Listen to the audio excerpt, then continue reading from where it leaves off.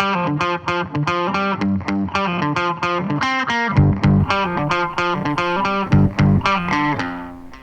everybody. Welcome to Todd Plays Video Games. Today I'm playing Meet Your Maker, which is brand new, just launched a little bit ago, and I've been having a lot of fun with it. It's a first-person, I guess it's a first-person shooter, but it's different from what you might think of.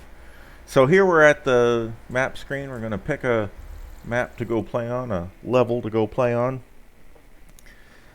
What I love about this game, the reason I'm enjoying it so much, is that every level you play has been created by another player, another maker. So like this, somebody has designed this and put the graffiti and stuff on there and as decoration, which is very cool. Now, the game itself, as you're playing it, the idea is that there's a thing at the end of this base that we want to collect, and they've designed the base in a way to try to make it hard for us to get there, or even to kill us on our way there. Like that right there is some kind of a trap. I run out here. Oh no! I triggered the trap. Oh, arrows going everywhere. Oh no! I nearly died.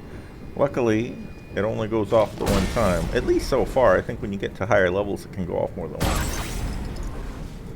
I'm going to run over there, I blow them up, and then I get the materials that I can use. Oh, is that a trap too? Yeah.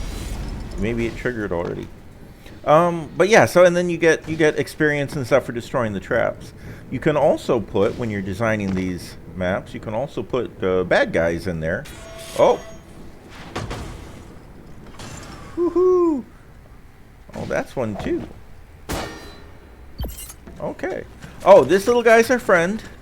He goes to the thing we're trying to get and takes some of it and brings it out here where he sends it to space. And the thing about him, he doesn't hurt you, and he knows the way to the thing we're trying to collect. Oh. There was a dude. There's a trap. So we can follow, if we get lost at all, we can follow this guy and he will lead us to the thing at the end of the map that we're trying to get, our great reward. He knows how to get to it. Woohoo! And that was some kind of special thingamajig treasure. So, we're gonna go through here and try not to get killed. It's okay, so some people on the internet play this game crazily, like running through it as fast as they can, and like you've got you've got like a grappling hook. So some people are using the grappling hook and just going through here at full speed, because all the traps have a little bit of a delay. So if you go fast enough, you can kind of get out of their way before they trigger, and so they just fly through these maps. I like to go a little more methodically, slowly. I like to look. I like to see. Oh! See, and then where I can, destroy the trap before it triggers. There it is. That's the thing we've been looking for. This is the genetic material. The game's got a real creepy as heck storyline and kind of vibe to it, but if you can get past that. Anyway, we're trying to save genetic material to evolve some chimera abomination thing to try to save humanity, because it's a barren wasteland and it's awful. But who cares about that? I'm just here to play this fun game. So when I grab this thing, a lot of times secondary traps trigger after you pick it up, and you have to fight them to get out. So we'll see what happens. The alarm went off. A lot of times traps trigger that are like pointed right at you when you get it. That's the thing this guy's going to. He's going there. He collects it, and then he takes it outside the base. He's kind of the way that the game makes sure. There's a secondary on your way out of the base trap. He's kind of the way the game makes sure that your base is actually fair, like that you can actually get through it.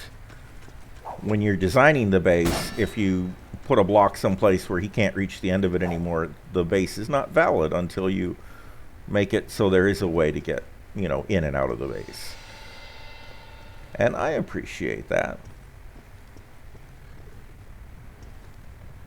Just being very careful.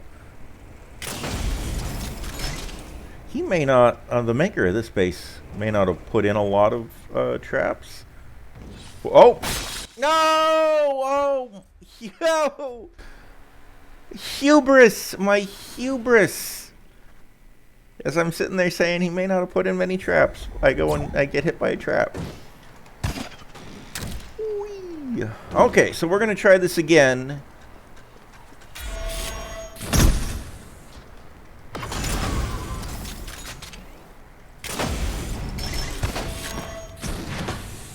Woohoo! So one of the things that makes this really difficult, at least at the beginning, is that you've only got 2 bullets for your gun, and when you shoot them, it stays in the wall until you go pick it up again. It's like a Dungeons and Dragons game where the DM is making you keep track of your ammo.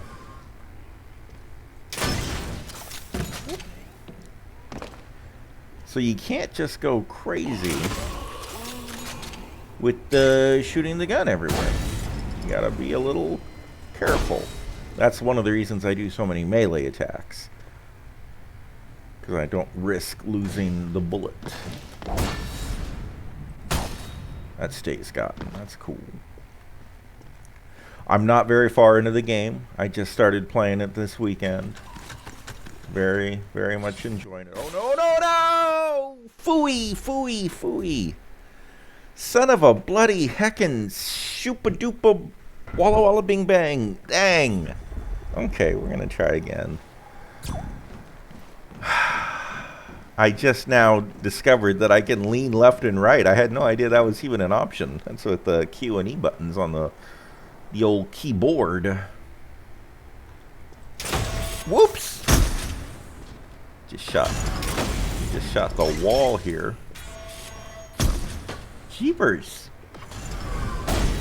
I like how this guy has hidden that arrow trap behind this little half wall. That's clever. Part of this game reminds me of like that old Simon toy where you have to where it's like red and then you hit the red button and then it's red blue and you hit the red button and then the blue button, then it's red blue blue. You know what I mean? Because after you've gone through the base once or twice, if you can remember it,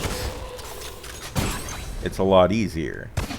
I don't have a great memory though, so even on my 3rd or 4th or 5th try, I still die sometimes. Some of these bases are tough. I'm playing on normal mode too. I'm playing the easy bases. There are bases that are much harder than this. I'm not emotionally ready for those just yet. And the base that I made is normal difficulty. Whoop. Not ready to make a super challenging one just yet. Although I loved the map editor where I was creating my own base. Loved that. I want to spend a lot more time making my bases, because that is kind of my favorite part. But you have to play bases to get the experience and the resources. As you level up and stuff, you unlock more things, and so you generally have to play the game regular in order, whoops,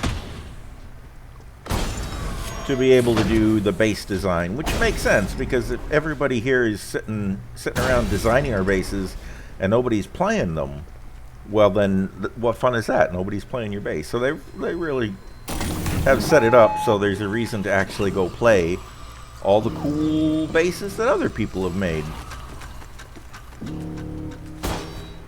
2 people have raided my own base so far, and I got to watch their replay. You can see exactly, you can watch them go through your base, and then I guess see what worked and what didn't work and make changes to it. But it was pretty fun for me, just as somebody who likes making maps and stuff, to watch somebody actually play it. That was neat. I got a big kick out of that. I'm sure somebody's enjoying watching me get killed on their base here over and over again.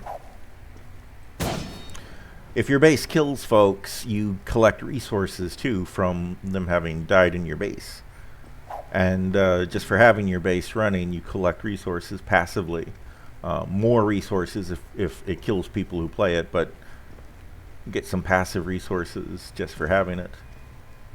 Alright, I've gotten this far before and something got me like out of the ground or something, if I remember. Very careful.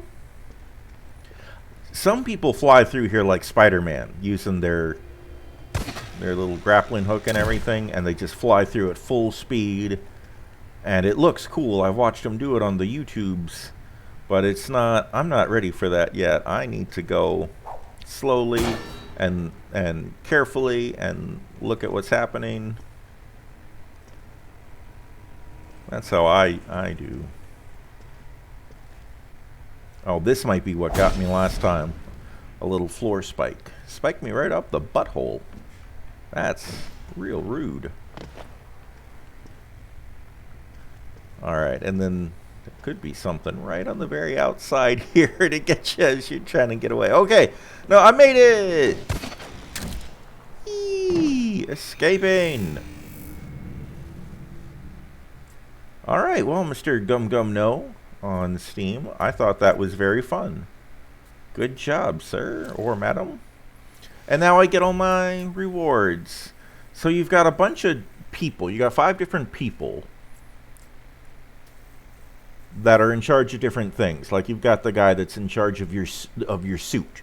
And if you get resources to level up suit guy, then you can get better suits. There's a guy in charge of traps. If you level up trap guy, you can get better traps to put in your bases. There's a guy for the monsters that you can put in your bases. There's a supply guy that I guess is grenades. And there's a weapons guy that, or well, some of them are ladies. You know what I mean. And if you level up the weapons person, then you can buy better weapons. Like, hopefully, a gun that has more than 2 bullets. That's my dream. That's my big goal. Have a gun that has 3 bullets, maybe, at some point. Anyways, that's basically it. This is your base. This is the Chimera. We were both made with a purpose. To look extinction in the eyes and reject it. I guess we're collecting genetic material to try to make this Chimera thing better. It's creepy AF, and well, anyway. And these are this is the weapons person. Anything left to mine on this rock? Okay. And this is the supplies person, like grenades. So anyway, you can tell the whole game has a real creepy post-apocalyptic wasteland vibe, which is not my favoriteest vibe, but well, I did really enjoy the Fallout games, though, and that was a post-apocalyptic vibe. Anyway, that's about it. Oh, maybe I can show you. This is my base. It's not very good, but I've learned so much I will destroy it and make it better at some point. And at some point I'm going to have to stop playing the normal maps and go to the dangerous or brutal ones. I'm a little scared. I'm not sure I'm ready for that yet. Anyway, thanks for watching, everybody. I really recommend this game. It's cool. Thank you and good night.